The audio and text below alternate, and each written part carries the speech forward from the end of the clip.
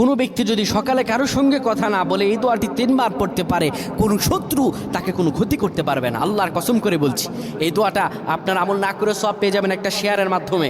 এই দোয়াটা শুনবেন, মা বোনদের কাছে এটি শেয়ার করে দিবেন। নবীজি বলেছেন বাল্লিগু আন্নি ওয়ালাউ আয়া, শোনার পরে মানুষের কাছে শেয়ার করে দিবা।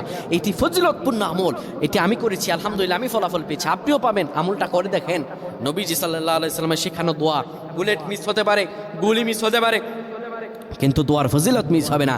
কোনো ব্যক্তি যদি সকালবেলা পড়ে বিসমিল্লাহিল্লাযী লা ইয়াদুররু মা'a ইসমিহি শাইউন ফিল আরদি ওয়ালা ফিস সামাই ওয়া হুয়াস সামিউল আলিম, এই দোয়াটা কোনো ব্যক্তি যদি 3 বার পড়তে পারে, আমার আল্লাহ রাব্বুল আলামিন আসমানি বালা জমিনি বালা হার কিসিম বালা মুসিবত থেকে তারে বাঁচায়া দিবেন, বিপদ থেকে বাঁচিয়ে দিবেন।